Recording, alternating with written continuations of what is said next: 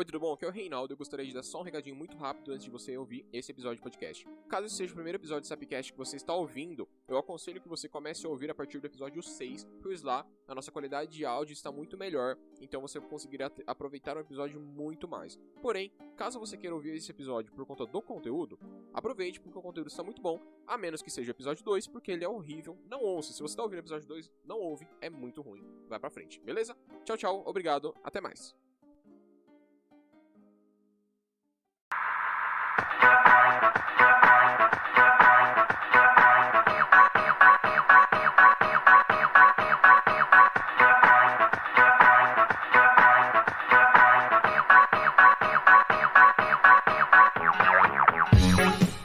E aí, pessoal, estamos chegando aí com o 4º episódio do Sapcast. Hoje estamos com pauta livre e vamos falar sobre tecnologias do futuro. E quem tá aqui comigo hoje? Primeiramente, diretamente de Londrina, Paraná, Reinaldo Mates. Fala, galerinha, e o pauta livre. E também, diretamente de Campinas, da Unicamp, temos aqui com a gente aquele que deu perdido no primeiro episódio, o Henrique Zieiro. Faz parte. Hoje a pauta é especial e até tô sem cueca. O pauta livre, entendeu? Beleza. Vamos continuar rapidinho a zona de recadinhos e a gente já volta para discutir do assunto. Rolling. Power, never. Ever after work is over.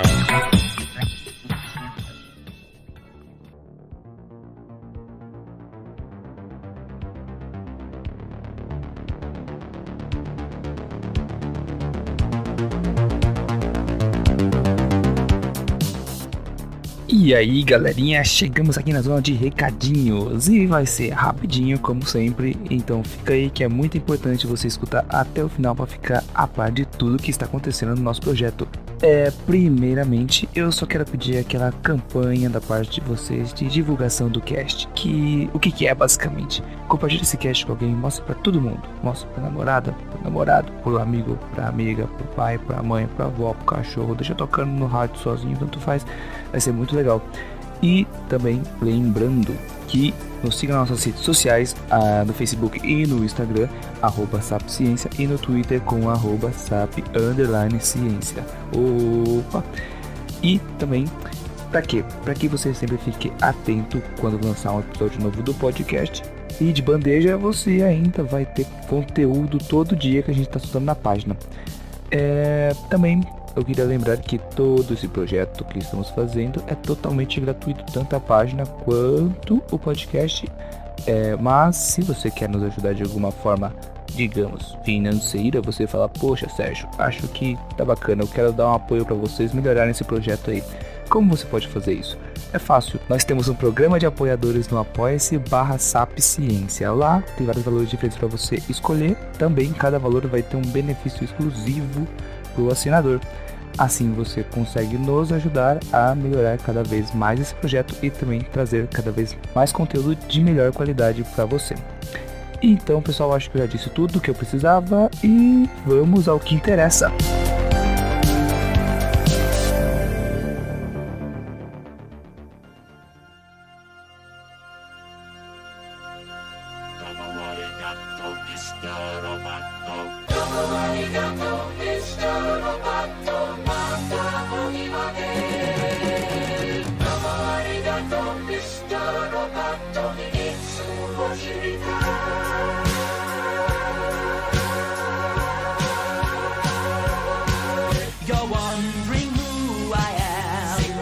É isso aí, pessoal. Hoje estamos com um cast um pouco diferenciado e sem piadinhas de duplo sentido. A pauta é livre. E isso quer dizer o quê? Cada um estudou sobre o assunto e a gente vai ter conversa livre, sem texto, sem nada. E o assunto basicamente é tecnologias do futuro. O que podemos esperar nos próximos anos para a humanidade, como podemos melhorar e o que tem a vir por aí, né? Quem quer puxar uma primeira ideia aí sobre tecnologia do futuro? Eu. Solta. Cara, eu tô só esperando, sério, tô só esperando a minha comida chegar via drone aqui em casa, porque se isso não acontecer eu vou ficar muito triste. Nossa. Putz, eu li sobre isso daí. A Amazon já tá trabalhando com isso, não tá? Mano, agora eu vou fazer uma pergunta muito séria. Quando a gente pede uma comida, tipo, nos aplicativos de entrega ou até ligando pra própria empresa, o que dá aquele gostinho especial é o grau que o motoqueiro dá. É o grau do motoboy. Será que os drones vão ser programados pra dar um grau na nossa comida? Ah, provavelmente, mano. É certo que sempre que eu peço comida aqui, pizza, né? O queijo sempre vem de um lado da pizza e do outro fica vazio, cara. Achei que você ia falar que vem como um pedaço de pizza faltando. Pra falar nisso, a Amazon já começou fazendo testes com isso nos Estados Unidos, não começou? Sim, eu li uma reportagem que eles estavam em fase de teste pra não era nem alguns estados, algumas cidades só. É uma fase beta deles, né?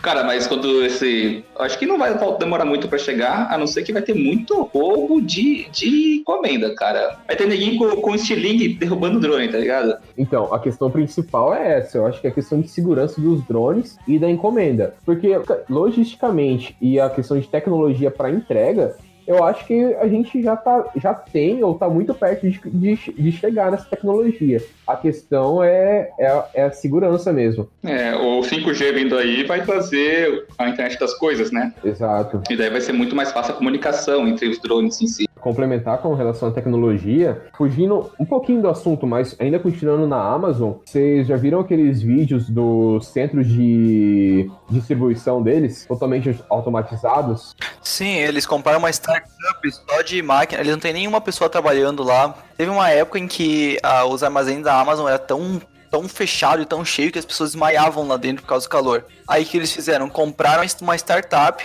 programava robôs de empilhadeira pra ficar só organizando todo o armazém da Amazon. Agora não tem nenhum trabalhador lá dentro, valeu? Isso é genial. A automatização logística, né? Isso aí. Exato. Então, eu acho que essa questão é exatamente isso. É dar uma segurança pro drone. É um exemplo clássico de substituição de mão de obra por robôs. É, isso aí. E pegando uma ponta disso daí, da automatização de entregas, também tem aquela automatização dos carros autônomos em si, né? Eu queria esperar nem tirar a carteira de motorista, mas eu sei como que vai demorar um pouco isso ainda, eu vou precisar tirar esse troço, né, cara? Principalmente que a gente mora no Brasil, aqui as coisas chegam por último.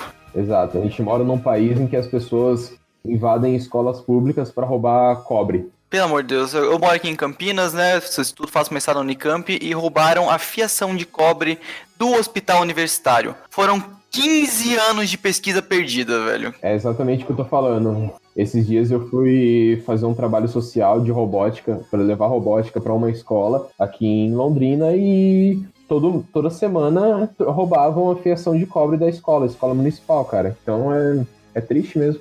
É por isso que a gente não tem cabeamento subterrâneo, porque se tiver no chão fica tão mais fácil pro cara abrir um buraco e arrancar. Pois é.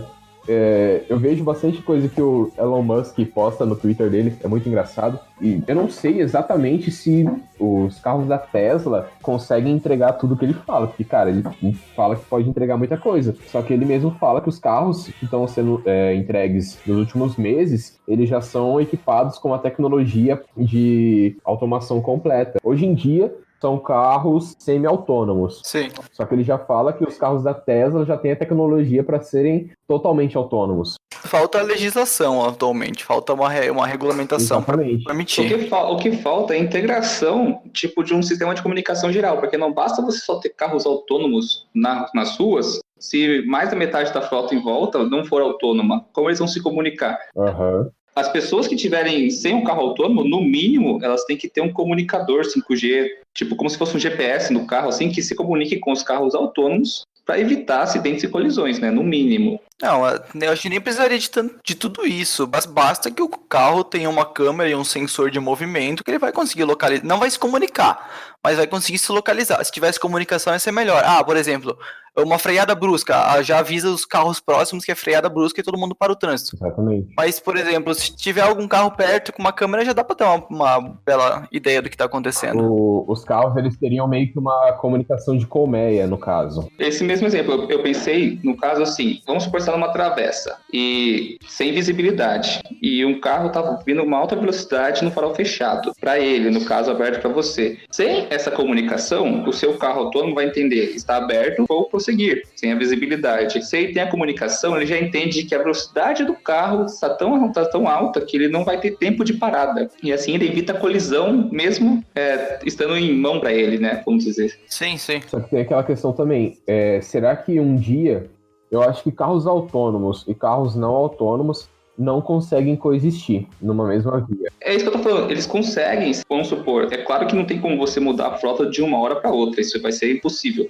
Mas eu digo assim, com perfeita sincronia, não dá. Ou seja, o carro autônomo teria que ser colocado muitas limitações nele para que ele consiga funcionar de uma forma boa numa via que também está sendo trafegada por carros não autônomos, no caso. Ou muitos sensores, não precisa nem... Exatamente.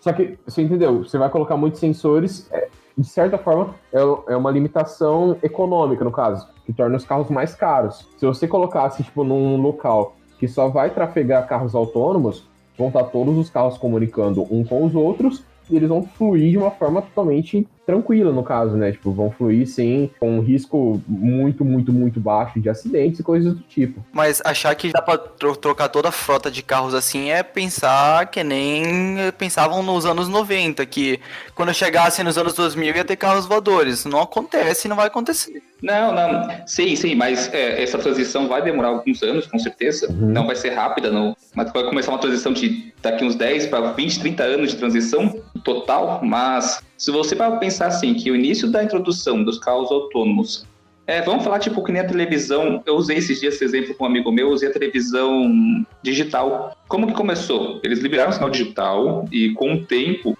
o analógico se manteve. O governo foi fazendo incentivos da compra da antena e até o ponto que chegou no ponto em que o governo dava os aparelhos de conversão digital. Sim. Agora, se pensar isso numa transição de carros autônomos, dá para usar o mesmo raciocínio.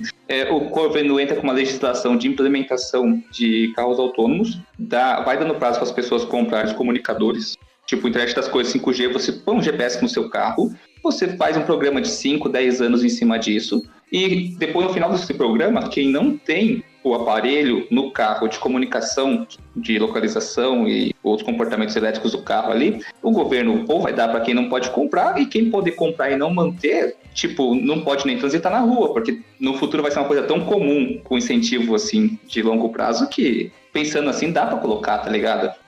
A questão também, por exemplo, lá em 1916 ou 19, não lembro, quando os primeiros Ford T começaram a ser produzidos, cara, a galera falava, mano, ninguém vai querer comprar um carro, tá ligado? A gente tem carroça. Tecnologia, muitas vezes ela demora pra ser difundida, mas com o tempo, se ela for uma tecnologia boa, ela acaba pegando no gosto popular, né? Sem contar que, às vezes, uma tecnologia ela chega no momento errado, cara. Exatamente. Que foram os carros elétricos que já existem há muito, muito tempo. Eu não sei dizer quanto tempo, mas ele chegou quase junto com o carro a motor, tá ligado? Se eu não me engano, o carro elétrico chegou antes do carro a motor. De combustão, né? Eu posso estar falando muita bobeira, mas eu acho que ele chegou antes. Ele chegou antes e por causa do apelo e da facilidade energética do combustível. Exato. E a questão do carro elétrico, o que tornou ele um impedidor de ser um carro comercial até a última década, é questão de baterias. Exatamente. Sim, é o grande problema da Tesla. Até atualmente também, né? Aham. Uma coisa que eu vi... falando em baterias, eu quero puxar o grafeno. Não, mas calma, eu lembrei aqui que eu sonhei ontem ou antes de ontem, não lembro, sobre um posto da Tesla sendo instalado aqui no Paraná. Mas eu acho que foi sonho mesmo.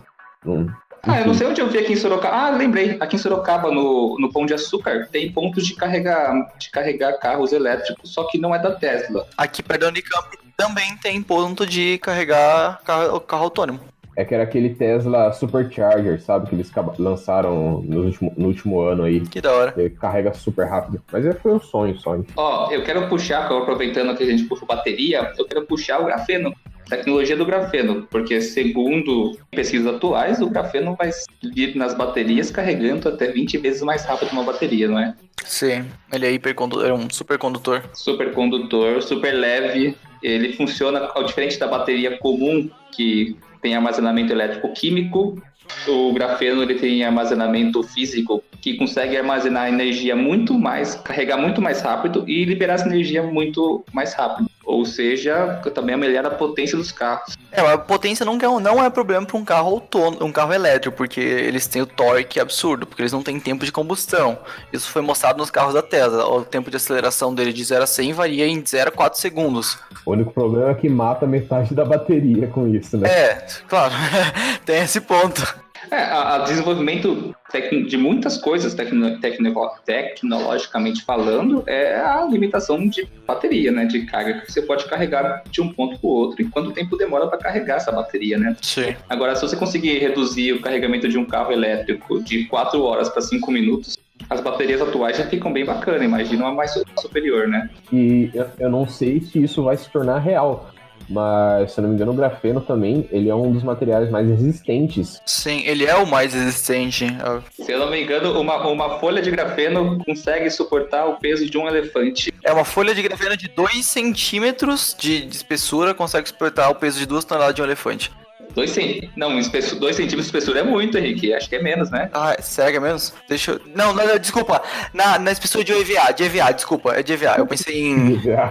Milímetros. É 2 milímetros. É uma espessura de EVA. Eu sei, se eu não me engano, o grafeno é 10 vezes mais resistente do que o aço. Só confirmar aqui, vamos conversando. Mas, por exemplo, o que eu queria dizer com isso é que, por exemplo, um outro problema que tem bastante, que a galera tem bastante medo com relação a carros elétricos, por exemplo, é com explosão de bateria. Se você consegue fazer uma parte elétrica, a parte de bateria e tudo mais, utilizando um material que é muito resistente, isso pode ser um facilitador, né? Tipo, uma resolução de problemas, por exemplo. Como, por exemplo, eu faço robôs, que engraçado, mas eu trabalho bastante com bateria de lipo. E, cara, trabalhar com bateria de lipo em muitos momentos, é ter um medo constante. Porque bateria de lipo hoje em dia é a bateria mais leve que a gente consegue colocar nos robôs que a gente monta, que tem uma capacidade de carga muito boa e uma taxa de descarga excelente para fazer nossos robôs funcionarem. Só que ela é uma bateria muito complicada de você mexer. Que, querendo ou não, por exemplo, a chance dela explodir é muito grande. Eu já tive que descartar corretamente, aliás, né, só para deixar claro, mas no último ano eu já tive que descartar 3 baterias de lipo, que eram, entre aspas, novas, porque ela começa a inchar e, cara, ela estourando, uma bateria de lipo estourando, ela é inflamável, tipo, ela entrou em contato com o oxigênio, ela começa a pegar fogo. Ela oxida, né, a regra é básica, não pode ligar em paralelo, né? Pelo amor de Deus. Vai explodir a bateria. Eu já vi bateria de empilhadeira estourando, cara. Faz um estrago, libera ácido pra caramba. Mas galera, calma aí. Não colocando medo em carros elétricos, porque, cara, pode acontecer, mas pode acontecer do seu motor explodir. A chance de dar errado em um carro elétrico é muito menor do que qualquer problema de explosão que pode acontecer num carro a combustão, beleza? É quase que comparar um HD convencional com um SSD. A chance de dar erro existe, mas é muito menor. Exatamente. E sem contar que no carro a combustão você tá em cima de um tanque cheio de gasolina. Eu achei interessante pontuar isso, pegando o gancho do nosso último cast, que a gente falou de sensacionalismo, e que direto eu vejo matéria sensacionalista relacionando a algum problema de bateria em carros elétricos. Sim. Isso acontece muito mais em carros a combustão. Muito mais. Eu queria puxar também do grafeno. Agora é uma tecnologia que com certeza a gente não vai ver em 100 anos, mais ou menos, mas se o grafeno se tornar um material barato e de produção de alta escala, produção industrial, né? O elevador espacial, cara. Essa é uma coisa que eu queria ver. Esse é um sonho também pra mim. Cara, elevador espacial ia ser animal, velho. Fazer propaganda merchan gratuita agora pra Super. Eu tenho uma revista da Super interessante que eles faziam uma comparação do que há 100 anos atrás, mais ou menos 100 anos atrás, que as pessoas esperavam pro futuro, e o que a gente agora pode esperar. E uma das colocações dele era justamente os elevadores espaciais. Um elevador, por exemplo, daqui até a ionosfera, que atualmente não é possível, porque com a velocidade de rotação da Terra, ele romperia e não seria nem possível construir. Sim. mas com tecnologias que suportam uma alta tensão, como a liga de grafeno, seria possível. Cara, imagina tu subir um elevador e poder olhar o espaço assim, a olho nu, tipo, como num filme. Cara, seria sensacional. Pra mim seria uma das melhores invenções parado. Pra mim falar um pouquinho do elevador espacial, qual que são as dificuldades de fazer ele? Por exemplo, nós não temos materiais que sejam produzidos em alta escala, que sejam baratos e que sejam resistentes o suficiente. Por exemplo, vamos supor que a gente faça de aço carbono, liga super leve. Cara, mesmo assim, o peso que ele teria iria puxar ele de volta para baixo, e se você quisesse aumentar o comprimento dele para que tenha uma rotação e uma força de empuxo que fizesse a tensão do cabo, mantesse a tensão do cabo e outra ponta dele em órbita, quanto mais você aumenta o comprimento do cabo, maior você aumenta o peso, a massa dele, o peso consideravelmente, você não consegue. Sem contar que não tem nem resistência na Terra de material, exceto a fibra de carbono atualmente, que iria suportar a tensão, porque a tensão de uma base em órbita ligada por um cabo que tem que estar tensionado para que o elevador suba e desça, não ia ter material que aguentasse. Agora, por que o grafeno seria uma boa opção? O grafeno, além de ser super leve, muito mais leve do que o próprio aço, ele é 200 vezes mais resistente do que o aço.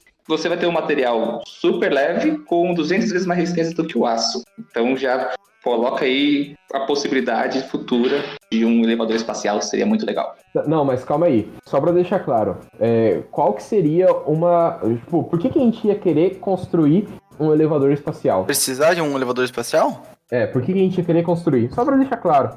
Cara, você iria cortar todos os custos de enviar um foguete para o espaço. E hoje, para enviar um foguete para o espaço, por exemplo, você gasta 10% da massa do foguete é o que você pode mandar, porque 90% é combustível para botar em órbita. E isso é muito, muito caro. Eu ia falar sobre isso, porque, se eu não me engano, o foguete que eles conseguiram um melhor desempenho, assim, ele gasta geralmente 60%, 70% do combustível dele, por exemplo, só para tirar o foguete da nossa atmosfera.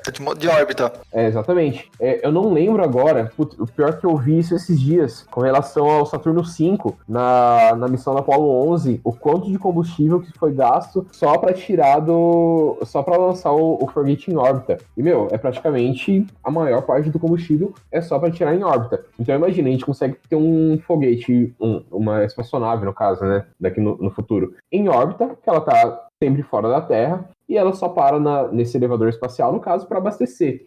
Então, a quantidade de combustível que a gente precisa gastar com ela é muito menor, porque a gente só precisou tirar ela de órbita apenas uma vez, né?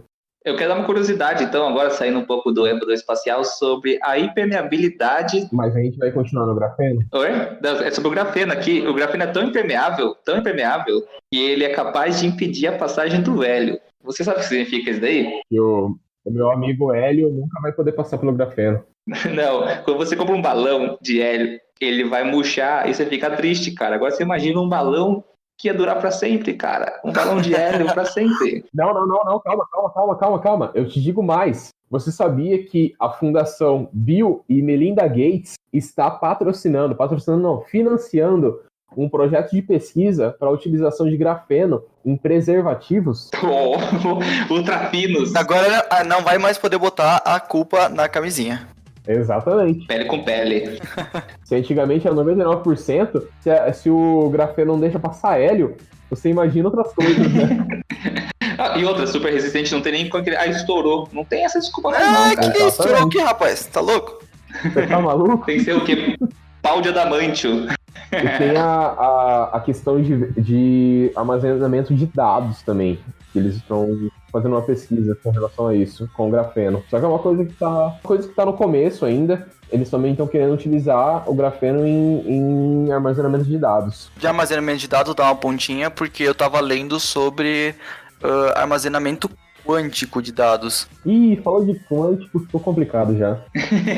Não, mas aqui a gente tá falando de quântico na ciência, não espiritualidade. Não, armazeno quântico. Gravar informação em forma de energia atômica. Ah, beleza, achei que daqui a pouco você ia falar de cura de DNA e coisa Não, tá louco. Reconfigurando seu DNA com Triste. Ó, eu queria citar um ponto interessante do grafeno. Hoje, basicamente já faz algum tempo que nós chegamos na nossa limitação física de transistores. Exato, realmente. Sim. E por quê? Porque pela Condutividade. condutividade do ouro, que é um componente super condutivo, com maior condutividade do que o cobre. E o que mais a gente usa, que é o mais barato e que a gente mais usa, é o silício, que é 60 vezes maior que o cobre, né? Uhum. A gente está no limite físico porque a gente não consegue reduzir, deixar mais fino esses transistores, os caminhos deles, e também não consegue aumentar a condutividade deles. Uhum. Agora, com o grafeno ele é 60 vezes mais rápido do que o próprio silício, conduz mais energia elétrica e térmica. O que isso significa? Você consegue fazer um material com a espessura de um único átomo que transmite 60 vezes mais do que o silício que a gente usa hoje, você quebra essa barreira física e aumenta ela muito. Não computadores quânticos logo de cara, mas supercondutores extremamente rápidos, cara. Eu lembro que eu li uma matéria com relação ao grafeno, já um pouco de chamada sensacionalista, mas ela falava que o grafeno ele era um material mais revolucionário do que o plástico e o silício. Então, o grafeno é o futuro. Cara, mas aí que tá. Ele é o único problema do grafeno. Pois é. É como produzir isso de forma barata e em alta escala, tá ligado? Porque, por enquanto, a gente não tem tecnologia para isso. A partir do momento que você conseguir desenvolver uma tecnologia de produção de grafeno, nanotubos de carbono e análogos a eles, você conseguir uma tecnologia que torne ele tão barato quanto o plástico, por exemplo, hoje, cara, tu vai mudar do dia pra noite. Exatamente. Vai ser um negócio muito louco. Mas fala aí, Henrique, fala sobre o armazenamento de dados aí pra gente. Tá, eu li, se eu não me engano, agora eu não lembro a fonte, agora eu vou ficar devendo a fonte dessa informação, mas a questão era, a gente salva dados em forma de bits, que é ou sim ou não, 1 e 2. 1 ou 0. 1 ou 0, isso, 1 ou 0. 0 ou 1. E o que eles estavam propondo era usar a propriedade quântica de dualidade para armazenar mais informação no 0 e no 1. Que daí seria... Deixa eu tentar lembrar o termo que eles usaram na pesquisa. O gato de Schrödinger. Ia ser quase um gato de Schrödinger da quântica. Daí. Dentro do 0 vai ter um 0 e 1, e dentro do outro 0 vai ter um outro 0 e 1. Era basicamente uma forma de mudar a forma que a gente lê os dados. Ia sair do básico 0 e 1, ia ser uma linguagem que teria muito mais formas, ia ser baseada na configuração, na posição dos elétrons daí. 0,1, 0,2, 0,3, 0,4, até chegar no 1. Quase isso. Então, poderia ser tanto 0 quanto 1 ao mesmo tempo. Isso que basicamente eu vou tentar pesquisar aqui rapidinho, aproveitar que a gente tem a graciosa internet. Eu só lembrei aqui uma parada. Ô Henrique, esse negócio que você falou da super interessante é o mesmo que tem, tipo, várias cartilhazinhas, que tem, tipo, uma que é os caras voando como se fossem pássaros, com umas paradas assim. Eu lembro que eu vi isso alguns anos atrás, que era uma cartilha, tipo... Sim, se eu não me engano é essa aí, realmente, eu vi isso alguns anos atrás. Tinha os helicópteros, tipo aquele helicóptero do Da Vinci, que a pessoa ia pedalando pra ir voando, os negócios desse tipo. Isso, que ele comparava justamente a ideia de pessoas do passado, que era o que as pessoas iam considerar daqui a 100 anos no futuro, aí tinha essas imagens da hora, e depois eles faziam qual era a ideia do futuro, de agora pro futuro.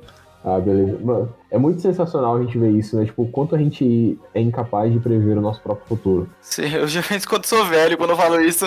Sim. Eu acho que futurólogo é a profissão mais inútil que existe, cara. É muito difícil acertar. É a profissão que mais erra, provavelmente. Exatamente. Vamos falar um pouco agora, que eu separei um tópico aqui, que eu queria falar sobre medicina personalizada. Isso é da hora. Alguém viu alguma coisa sobre medicina personalizada? Cara, eu vi, mas foi na minha graduação. Eu vou pesquisar agora, na verdade. Fazer um intensivão aqui. Eu tava vendo uma parada sobre medicina personalizada, que principalmente, vamos dar um exemplo atual, que tá bem bacana, que são essas pulseirinhas esportivas. O Henrique tem uma aí. Ah, minha Smart Band? Ah, eu tenho a minha também. Smart Band, que ela mede pressão e mede batimentos cardíacos. Pressão não tem ainda, viu? É só batimento mesmo. A Mi Band tem. Eu comprei uma. Tem a da... Não. A Mi Band 4 mede pressão. Mede pressão? Caraca, rapaz. Eu tenho a Mi Band 3. A minha não mede, não. Eu comprei a 4, tô esperando chegar. Mas enfim, o que eu quero falar, isso daqui é uma introdução para medicina personalizada. Vamos falar aqui nos próximos anos, a tecnologia tendência é só aumentar, né? E imagina um diagnóstico rápido e não invasivo, a partir de gadgets das pessoas podem usar o tempo todo, que vão medir além da pressão, vão medir seu nível de açúcar, vão medir seu nível hormonal, irão medir, cara, N coisas, tudo que você quiser, e isso automaticamente cai no banco de dados transmitido para um médico pessoal, para um sistema, uma inteligência artificial que vai botar um padrão.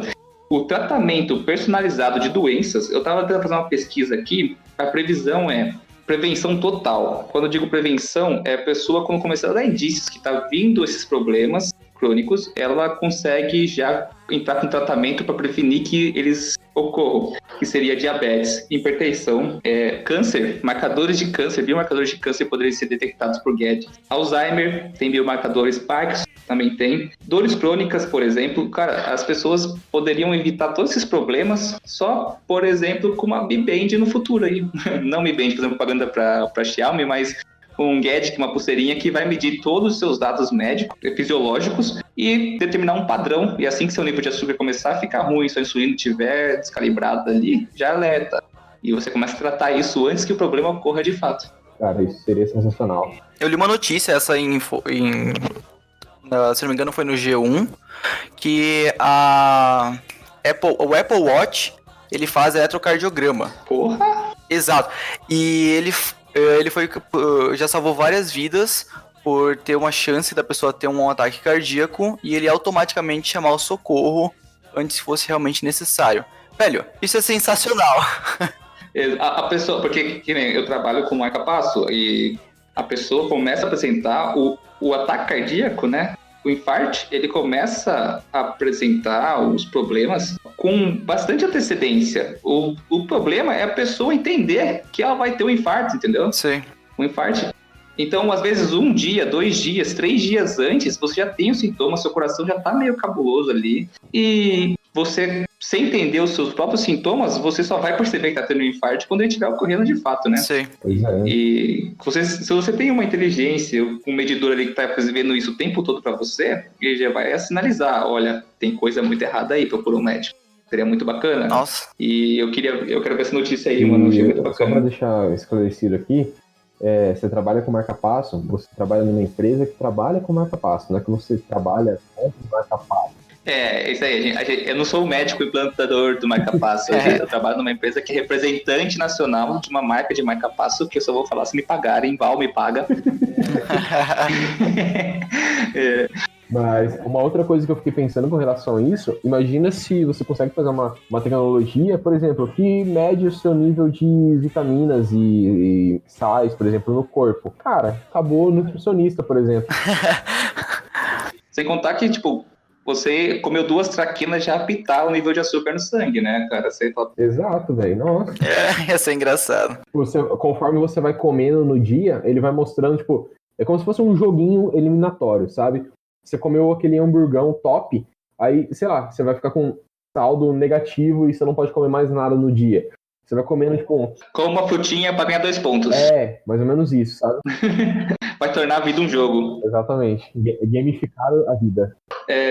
Eu só queria dar um adendo que quando eu falo de gadgets pra monitorar as pessoas como indivíduo, eu tava lendo, não tô falando só de pulseirinha, não, ou aparelhos que você usa no braço, adesivo, essas coisas.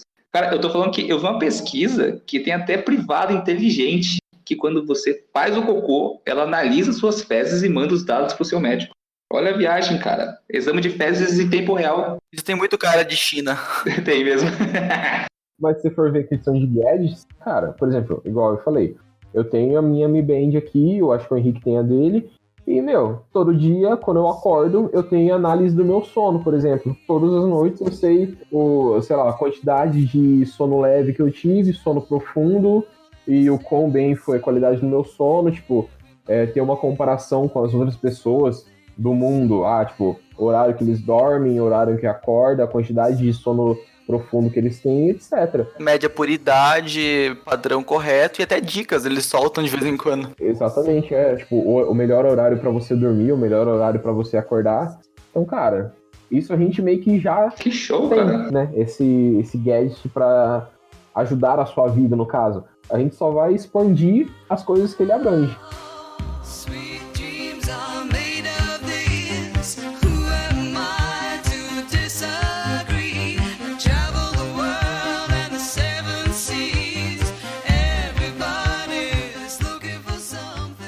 Tá, agora eu vou falar um negocinho de robótica, que é um limitador que a gente tem nos dias de hoje e que pode ser resolvido, vai ser resolvido logo logo.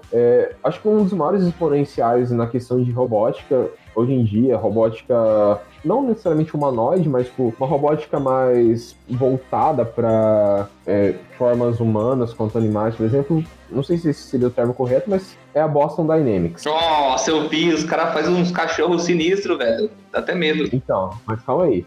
Meu, a qualidade de perfeição dos robôs que eles fazem hoje em dia é incrível. Os robôs correm, você consegue ver, por exemplo, os testes que eles fazem, dá até dó. Você vê o robozinho deles lá, e eles empurrando o robô, jogando coisas, etc, para testar a estabilidade, para ver se ele consegue se manter em pé, mesmo em terrenos complicados ou com interferência externa, para ver se ele consegue manter a estabilidade. Só que um dos grandes limitadores que eles têm hoje em dia é na questão de tarefas. Ou seja, eles conseguem montar um robô, ele tá determinado especificamente para realizar uma tarefa. Por exemplo, ele vai lá e faz um robô que tem uma garra, que tem que pegar um copo e colocar em cima da mesa, ou fazer coisas relacionadas a isso. Só que se esse robô tiver que passar pela tarefa de abrir uma porta, ele já não consegue, é uma limitação dele, porque ele não foi programado para isso. Tipo, quando você faz um robô, ele geralmente vai ter uma ação específica que ele tem que fazer. Ou seja, ele vai ser programado para pegar um copo, como eu disse, ou pegar uma bolinha, ou fazer alguma coisa do tipo, sei lá, coloca para uma função aí mais útil no dia a dia, né? Não só pegar uma bolinha, porque isso, né?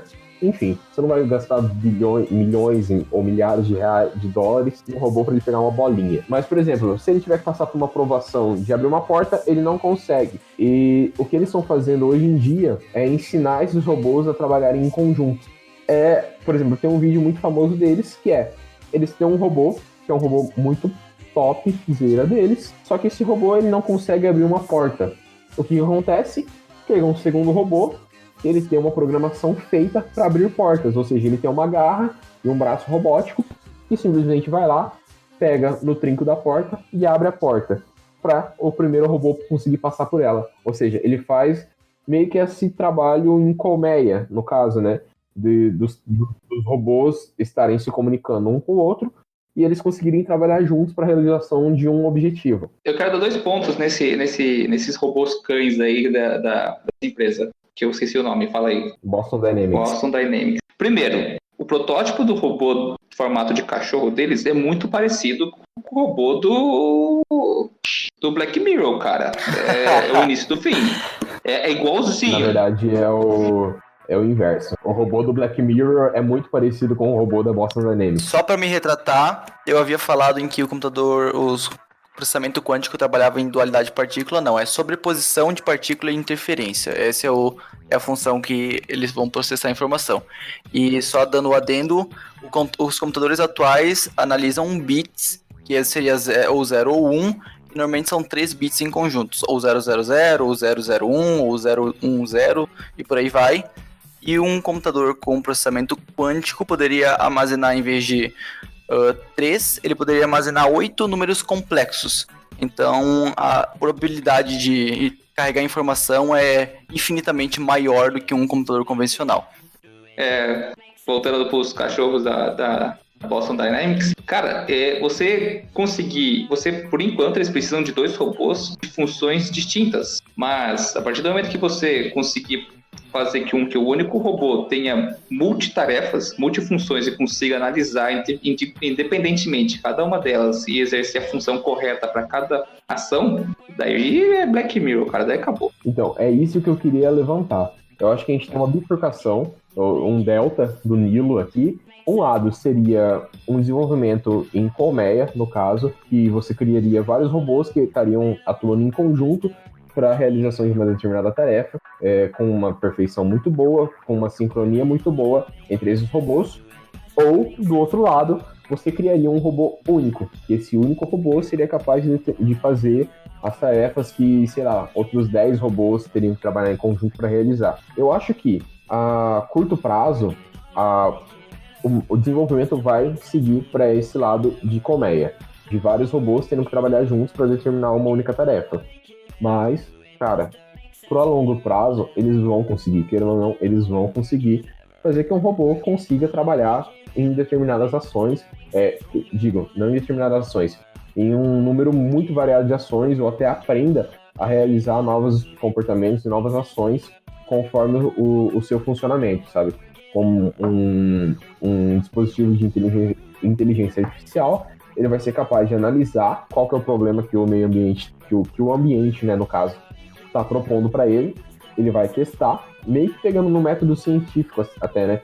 Ele vai fazer os testes e a partir desses testes ele vai ver como que é a melhor solução para ele, qual que é a melhor forma de ele agir, e a partir do momento que ele aprende, né, a agir, daí para frente ele sempre vai ser capaz de realizar essa ação da melhor forma possível, sem nunca mais errar, né? Sem nunca mais esquecer, porque ele não vai ter essa limitação humana que é o esquecimento. Ó, eu separei alguns modelos aqui que a Boston Dynamics vai produzir no futuro aí, ó. Tem o primeiro modelo que é o T1, depois tem o T600, o T800, o T888. E o T1000 com metal líquido lá pra passar por grades e ferir as pessoas com uma lâmina. Ó, eu vou falar pra você. Se a Boston montar algum modelo que comece com a letra T, abraça a Sarah Connor e se esconde no bunker. Se eles montarem algum modelo, algum robô que começa com T, eu me candidato, eu ligo pro Elon Musk e falo assim, Elon Musk, eu quero ir pra nova missão pra Marte. Eu vou embora pra Marte. Você é parte da resistência. Falando em robôs, não dá pra deixar fora também um assunto, acho que é o assunto da década, que é a inteligência artificial. Ah, mas isso daí não tem jeito, cara.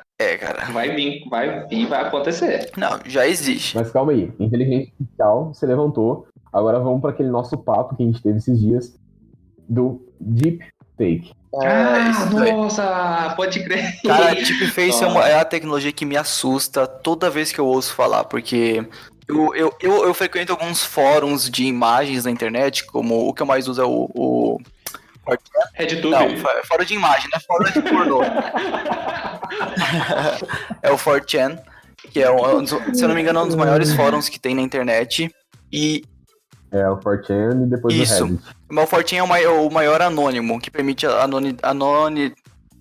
isso aí. Anonimato total. Anonimicidade. E volta e meia eles postam muita coisa de deepfake. E, cara, se eu não soubesse pelo que a pessoa tá fazendo, que algumas vezes é um absurdo, que não é a pessoa que tá ali, eu ia dizer, meu Deus, isso é real. Porque chegou a um ponto que não tem... Cara, não tem mais como dizer que não é... Essa imagem é verdadeira ou é falsa. É um absurdo. Cara, ó, duas coisas. Tem uma aqui, eu tô tentando lembrar o nome do cara. É aqui no Brasil. Eu fui pesquisar o cara. Ele não é, tipo, alguém formado na área. Ele é um cara que é formado em Direito. Do Bolsonaro, né? Eles vão com o Bolsonaro. Então, ele faz vários vídeos, tipo, brincando, assim, tal. E, ele é um cara que, ele tem um conhecimento na área, só que ele não tem nenhuma formação e tudo mais. Sim, conhecimento só básico, que, assim, né? O que eu quero dizer é que, assim, é um negócio que ficou tão, entre aspas, fácil. Se você pesquisa, você consegue encontrar material e você consegue encontrar praticamente programas prontos que você só precisa jogar os bancos de imagem nele, que, daqui a uns anos, qualquer pessoa vai estar fazendo seus próprios vídeos de deepfake e jogando na internet, sabe?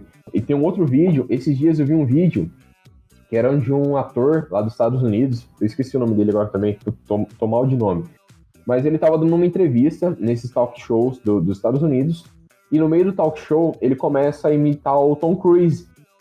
E os caras jogaram um deepfake que no momento que ele começa a imitar o Tom Cruise, o rosto dele some e vira o rosto do Tom Cruise.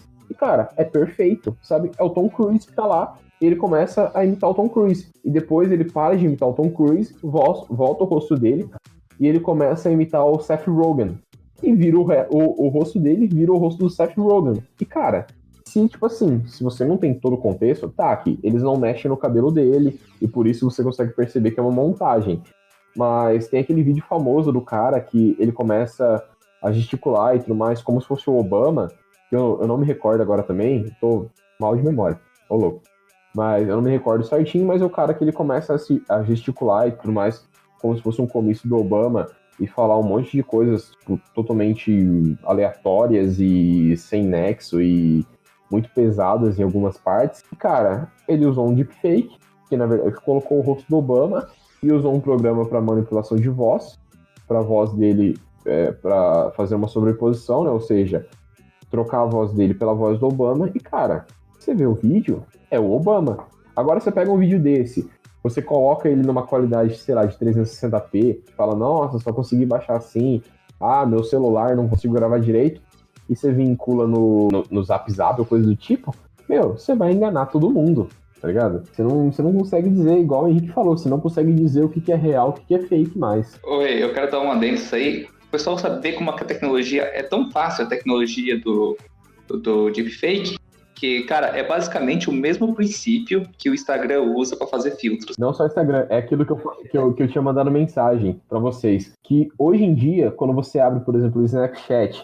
e você coloca filtro de bebê, filtro de mulher, essas coisas, ou de homem, no caso, você só não coloca um filtro de Tom Cruise, ou de, sei lá, de Brad Pitt, ou de Angelina Jolie, porque é antiético. É antiético, tá ligado? Porque, a tecnologia já tem. E é a mesma tecnologia que você vira bebê, é a tecnologia que você vira uma outra pessoa. Eu não quero falar, eu não pesquiso isso, tá bom? Eu longe disso daí, mas esse negócio de deepfake aí tomou proporções e se popularizou quando vazaram um vídeo da Gal Gadot, como que fala o nome dela? Mulher Maravilha. Vazaram um vídeo, o suposto vídeo pornográfico dela, e depois o pessoal colocou que era deepfake mesmo. Deepfake. Uhum. E, cara, parecia literalmente a ela ali no vídeo. Tanto é que nesse assunto já tem meio que uma legislação em vigor, não em todos os países, mas tem meio que uma lei que, cara, é proibido deepfake. Sim. Querendo ou não, isso vai ter que acontecer. Porque hoje em dia, a tecnologia que a gente tem hoje, a gente consegue produzir, mas a gente não consegue discernir o que é um deepfake e o que é um vídeo real. Isso é uma grande preocupação, na verdade. Eu acho que a gente precisaria, por exemplo, daqui a uns anos, não sei, tentar criar algum tipo de tecnologia, alguma inteligência artificial que seja capaz de analisar um vídeo e detectar se esse vídeo é real ou não é real. E pra ser sincero, com as limitações de conhecimento que eu tenho, eu acho que isso não é possível, sabe? Não, assim, por enquanto, ainda ele, certo, com o software você consegue detectar que é deepfake. Só que a tecnologia tá progredindo tão rápido que logo... Cara, vai chegar um momento em que não vai ter como diferenciar. Cara, aí vai ser que nem o que eu disse antes. Eu não sei se vou preferir apagar todas as minhas mídias e me esconder pra ninguém fazer nada de errado com minha imagem, ou se eu vou criar todas de uma vez pra ficar provando onde é que eu tô todo momento. Cara, exatamente. E sabe qual é o problema disso? O problema disso não é nem o pessoal fazer brincadeira de filme pornô ou coisa assim com você, que já acontece. O problema disso é a pessoa falsificar a sua identidade. E pra cometer crime, não... Exatamente, cara. Vou cometer um crime com você com deepfake. Tá lascado, cara. Quem vai provar que não é você? Fazem um assalto, alteram o sistema de segurança pra colocar tua imagem e tua família lá roubando a casa. Cara, quem vai provar que não é você que tá lá daí? Exatamente. Ao invés de os ladrões gastarem dinheiro comprando máscara de presidente, eles simplesmente colocam um deepfake na câmera, no sistema de segurança, pro rosto deles virar os presidentes, tá ligado? Exatamente. Então, a gente vai ter um assalto ao Banco Central com o Obama, o Bush e companhia e o Trump lá assaltando, sabe? Mas colocar os presidentes, ok, porque é mais fácil de provar que não é foram. Mas imagina colocar alguém que não tem nem como provar. Tu fode uma vida. Pra fazer deepfake do Trump, é só enfiar a cabeça num saco de salgadinho e chacoalhar. Tá tudo certo. Último tópico, vamos puxar o último tópico, porque já tá ficando gigante esse cast. Último tópico de tecnologia do futuro. Ao infinito e além! Não, vamos cortar. O Hyperloop, o Henrique mandou coisa aqui. Hyperloop, nossa, pior. Vocês viram isso aí? Nossa, sensacional. O Elon Musk trabalhando com a gente de novo. Hyperloop vai ser muito louco, cara. Imagina viajar a 700 milhas por hora de trem. Quanto que dá isso, mais ou menos? 1.200 quilômetros? Você viajar acima da velocidade do som.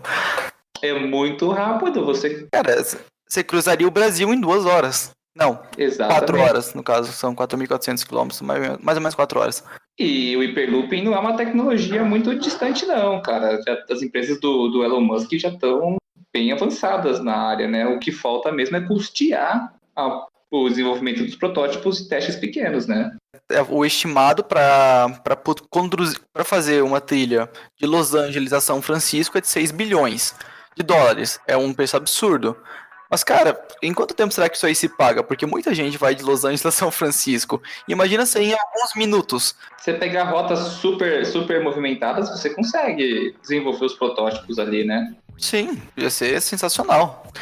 Isso resumindo, o Hyperloop seria um trem que funciona com a mesma tecnologia, uma tecnologia similar com os trens balas. Eles não têm atrito com o trilho, só que a diferença é que ele não tem contato com o ar, ele é dentro de um túnel a vácuo. Então eles aceleram infinitamente, ele não tem atrito. Não tem resistência do ar. Não tem resistência com nada. E no teste ele atingiu 0 a 100 km por hora em menos de um segundo. Eu acho que o único empecilho do Hyperlooping, assim, seria a força G dentro do trem, né? Justamente, porque se você tirar a força G, você pode acelerar de 0 a 1000, dependendo da energia que você fornecer, ele acelera de 0 a 1000 em um segundo. Mas aí entra a força G, mas que nem você falou.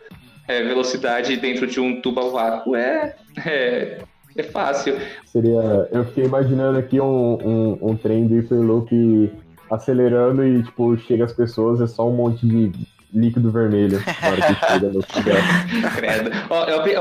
Eu abri um canal Tech aqui, um textinho sobre o Hyperlooping, texto sobre Elon Musk. Vimos que Hyperloop One, o trem supersônico do Elon Musk, já está sendo testado e produzido nos Estados Unidos. Pearson afirma que daqui 5 ou 6 anos podemos ver esse tipo de sistema funcionando para transporte de pessoas entre cidades, cara. Ou seja, é uma perspectiva muito próxima. Cara, 2025 possivelmente teremos... Ou não, porque a matéria é de 2016, então é daqui 2 anos.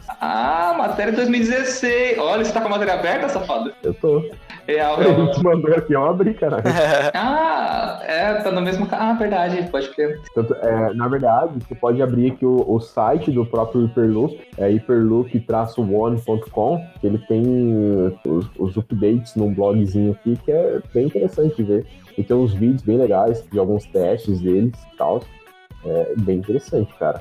Cara, cada assunto dessa pauta aqui, ele é interessante, que possivelmente num futuro aí dá pra cada um virar um episódio próprio, né? Porque são perspectivas, né? Não é nada real. E cara, sabe uma coisa? A gente falou do Hyperloop. No Hyperloop, a gente precisaria dos túneis e tudo mais. A gente já entra com a Boring Company lá do Elon Musk, né? Só que tem uma outra coisa, outro assunto relacionado com o Elon Musk, com a Boring Company e com a Tesla, que tem aquele projeto, agora eu não lembro o nome, dele mesmo, que é você criar os túneis por baixo das estradas atuais, que seriam onde passariam os carros autônomos dele. Interessante. E seriam túneis criados para que os carros pudessem transitar com uma velocidade muito acima das velocidades que você já transita nas vias normais, e seriam carros autônomos passando lá, ou seja, todo mundo estaria andando feliz e tranquilamente. Você diz uma via a vácuo também? Cara, eu não lembro se o projeto era com relação a uma via a vácuo, mas era uma via só para carros autônomos, no caso. Eu fico pensando assim, um possível acidente, vamos supor uma porca que se soltou do teto e o trem a 1.200 km por hora, dá de impacto com essa porca, ou um parafuso que seja. Qualquer furo na lataria causaria uma despressurização do trem em si, cara, pior do que de um avião, entendeu? Porque o avião ainda tem atmosfera, você tem uma contrapressão ali, mas imagina um vácuo total, cara. Essas coisas não tem porca, não. Porca é coisa do passado. Agora a moda é soldar pelado. Solda lisa. Toda tecnologia tem risco. Tudo tem o seu risco. A questão é o seguinte, a gente tem que deixar cada vez mais seguro as coisas, né? Agora vamos finalizar por aqui, né? Porque, gente, esse podcast já tá muito, muito longo e... Falando nada, cara, deu 1 hora agora. Não, eu que vou editar, tá 1h30 já, vamos lá. Esse podcast tá muito grande já, a gente tem muita coisa para conversar. Esse podcast provavelmente vai ter uma parte 2. 3, 4. 3, 4, 5. E eu queria deixar aberto para vocês considerações finais. Rápido. Esperando os elevadores do futuro, e os elevadores altos, de verdade, porque eu quero muito ver o espaço, já que eu não sou astronauta, tô só no aguardo. Recadinho, espero estar no próximo cast também. Obrigado pelo convite, Sérgio. Desculpa ter faltado no primeiro, não deu, problemas técnicos. científicos. E valeu, pessoal. E as minhas considerações são que se a gente continuar destruindo o meio ambiente igual a gente faz, a gente não vai ver nenhuma dessas coisas acontecerem. Beijo, preserve a mãe natureza, reciclem o seu lixo e não coloquem fogo em terrenos vazios. Beijos. Cara, você roubou minha ideia, eu ia falar exatamente a mesma coisa. Se a gente não cuida do planeta hoje, não vai ter amanhã não, cara. É isso aí. Gente, fiquem pra vocês escutarem as respostas das perguntas, das perguntinhas que soltamos no Instagram lá. E é isso aí, bebam água, se hidratem e até a próxima. Bebam água, comam frutas, um beijo, um queijo e até mais. É isso aí. Até o próximo cast, galera. Episódio 5 logo tá aí. E a gente vai falar de um assunto muito interessante, só que a gente não definiu ainda. Falou, pessoal, tchau.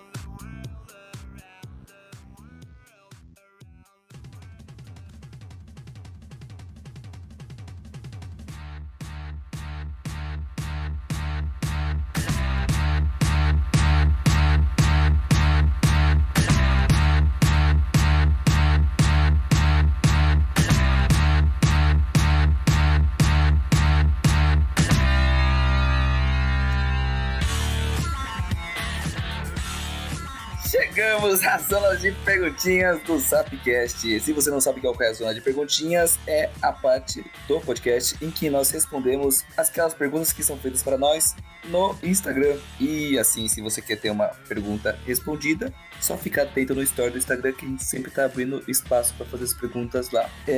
Então, como já devem ter percebido, eu tô meio rouco e a gravação vai ficar assim mesmo. Então vamos à primeira pergunta aqui com o nosso Rafael, que estava com a gente no primeiro episódio. Qual que é a primeira pergunta, Rafinha? Diretamente de Gabriel 4. Peixe bebe água? Então, ao contrário de nós, meros seres terrestres, o peixe não precisa ingerir água para se manter hidratado. Porque, bom, eles já vivem em meio líquido, né? Só que peixe de água doce, a água naturalmente já entra no corpo deles por osmose, porque o corpo deles tem mais concentração de sal do que o próprio ambiente. E daí, como eles absorvem mais água, o rim deles é mais desenvolvido para eliminar o excesso. Mas aí tem os peixes de água salgada, que é um pouco diferente, que é exatamente o contrário da água doce, que em vez de eles ganharem mais água, eles vão perder. Aí os rins são menos desenvolvidos para evitar o perda de água em excesso. E aí o excesso de sais são eliminados pelas brânquias. E é isso. Bacana. Esse eu também não sabia, acabei de descobrir. Mas eu ainda acredito que tem peixe que bebe água. Eu acredito nisso, porque vai que ele fica com sede. Claro, tem peixe que bebe água. O Romário. Nossa, que bosta, hein? Eu já terminei de chopar. Aí, opa, fechou. Não. Aí você tá falando Chega, que fechou. Segunda pergunta, vou passar para a segunda pergunta. Beleza, vamos para a segunda pergunta então. Quem fez essa segunda pergunta foi o Pitil Wagner, tudo junto. Ele perguntou: vírus são seres vivos ou não? Então, Pitil, ou Wagner, não sei como te chamar, tanto faz.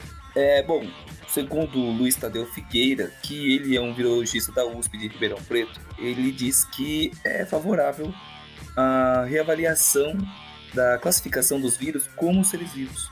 Então, ele comenta, apesar que os vírus não possuem maquinários celulares fundamentais para se reproduzirem, eles terceirizam esse trabalho infectando outras células, e assim eles utilizam os maquinários de outras células hospedeiras para se multiplicar. Porém, ele ressalta nisso tudo que os vírus possuem seu material genético próprio, como RNA e DNA, e eles armazenam as informações que definem o organismo como si. E por essa questão, devia ser reavaliado a classificação dos vírus como seres vivos ou não. Mas onde que está toda a controvérsia? Onde começou tudo isso? Se os vírus são ou não seres vivos? Primeiramente, eles não possuem um metabolismo próprio, como já foi citado, e são obrigatoriamente parasitas para existir.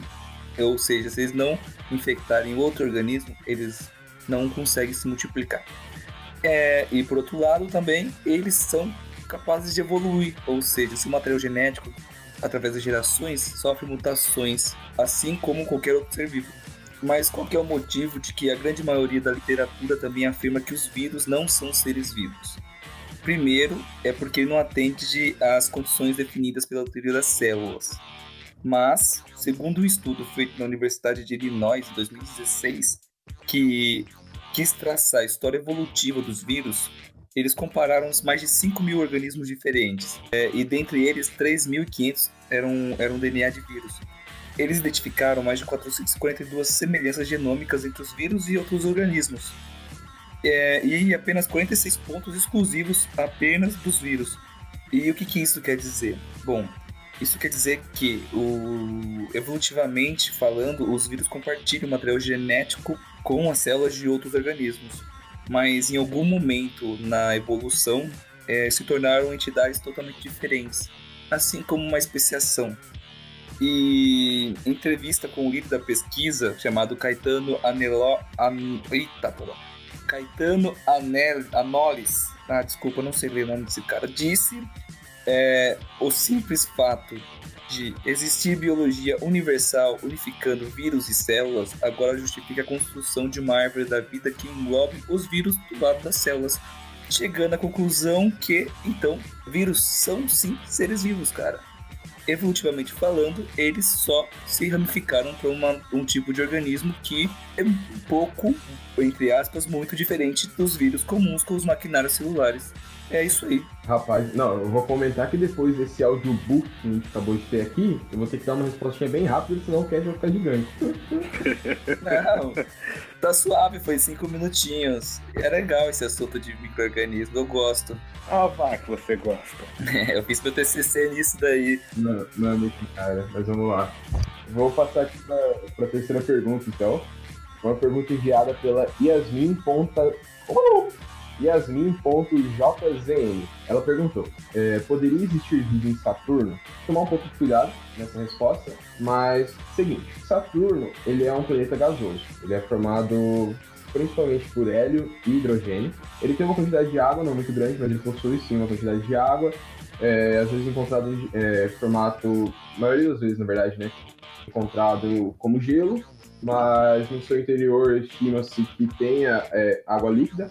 O problema é que, como ele é um planeta gasoso e ele está bem distante do Sol, as temperaturas lá são muito baixas, chegando a menos 150 graus Celsius no seu exterior. Essa temperatura vai começar a aumentar conforme a gente vai chegando perto do núcleo do planeta, né, conforme a gente for dentro do planeta.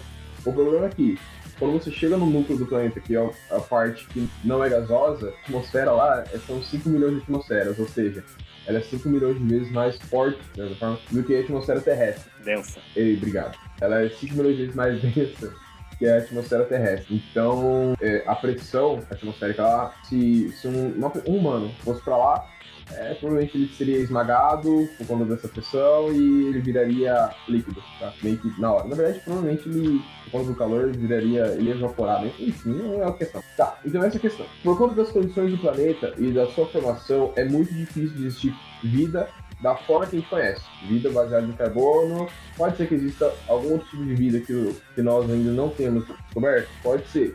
Pode ser que esse tipo de vida viva em Saturno? Pode ser. Mas, basicamente, a vida como a gente conhece não é possível de existir lá. Porém, vou falar bem breve aqui, tem muitos estudos com relações às luas de Saturno.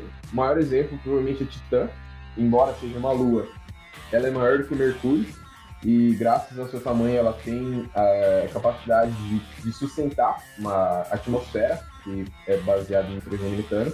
E tem bastante estudos relacionados a isso e pesquisas sobre se Titã poderia ser um planeta habitável, se poderia ser gerado vida em Titã, e tem alguns pesquisadores que falam que Titã seria um exemplo da Terra em milhões de anos antes do surgimento de vida na Terra. Mas um dos maiores problemas também do surgimento de vida em Titã é com relação à sua temperatura, porque ela é muito fria, assim como o seu planeta correspondente Saturno. Ela é fria demais e isso é um problema.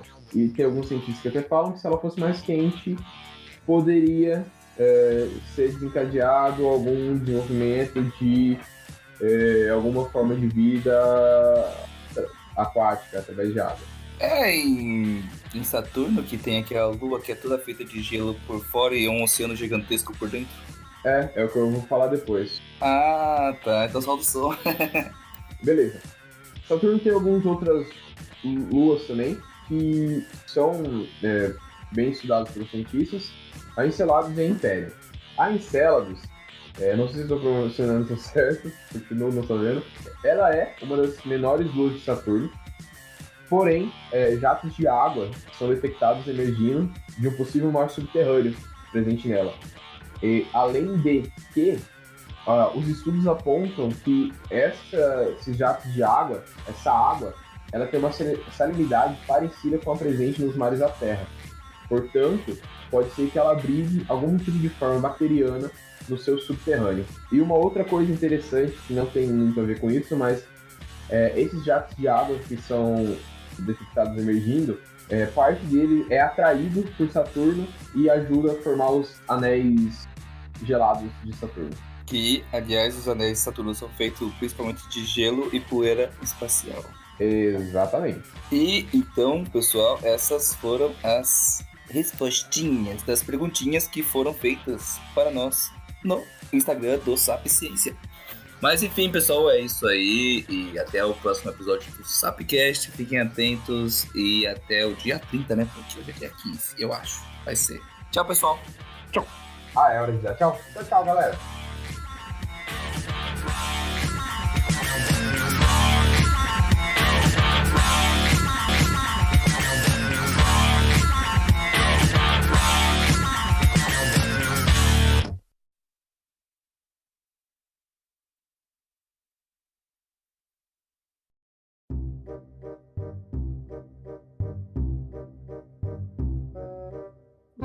Não, calma aí, galera. Ó, eu vou cortar. É uma história muito engraçada minha. Vai ser engraçado. É com relação à tecnologia e à falta de cognição do ser humano. Vai.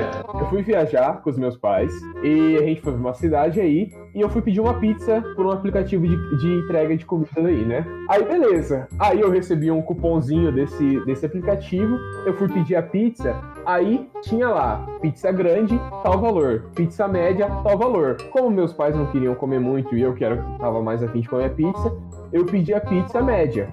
Beleza, fui lá pedir a pizza média, deu uns 30 minutos, o cara do hotel ligou, falou assim, ó, chegou sua pizza, vem aqui buscar. Fui tudo malandro lá descendo, peguei a caixa da pizza, eu falei, mano, essa caixa tá muito grande e a pizza tá, tá leve, né? Cheguei no quarto, a hora que abrimos a caixa da pizza, tinha metade da pizza só. Era uma caixa de pizza grande, só que só tinha metade. Eu falei, mano, não é possível, cara, os caras mandaram errado, o motoboy comeu a pizza, não sei o quê. Ele cortou a pizza no meio? Aí eu fui pegar o aplicativo, a falta de cognição e muito vinho no sangue me fizeram ler uma meia pizza em pizza média. Ou seja, os caras vendiam meia pizza. Ou seja, ou você comprava a pizza completa grande, ou você comprava uma meia pizza grande. Mano, é muito zoado. Nossa, velho, que merda. Cara, mas calma aí, não entendi. O cara cortou a pizza no meio ou ele fez uma pizza pela metade? O cara cortou a pizza no meio. Não, ele provavelmente faz uma pizza inteira e corta no meio, porque tem uns idiotas que compram a pizza pela metade. Velho, é muita doença. É muita doença. Vamos voltar pro que a gente puxou aí de entregas com drones.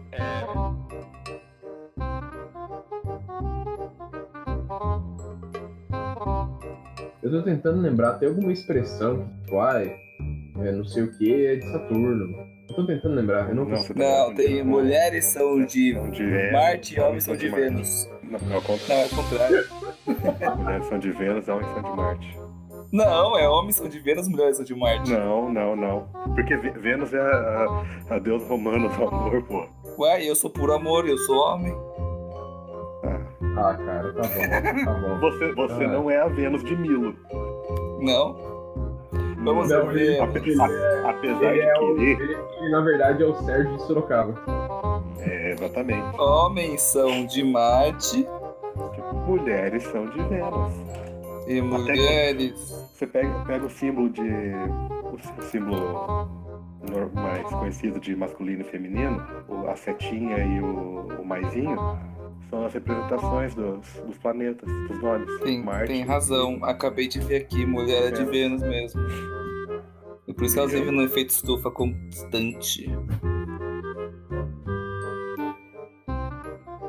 Então tá, pessoal. Então é isso. Até a próxima. Sabe o que eu tava pensando? Vocês dois estão doentes. E ligando ao tema do cast novamente, a gente falou sobre as pulseiras. Imagina se vocês tivessem umas pulseirinhas, a medicina personalizada lá, que detectaria que vocês ficariam doentes antes de vocês ficarem doentes. Vocês não estariam doentes agora. Não, minha pulseirinha tá falando que tô doente o tempo todo. Eu já morri. Não percebi ainda. Só tá morto já.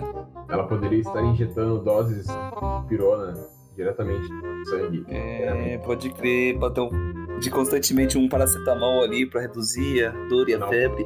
Paracetamol é complicado, porque pelo que eu sei, paracetamol acaba com o fígado. É no sangue, ele tem uma paradinha com sangue, esqueci qual que é o nome, não lembro disso.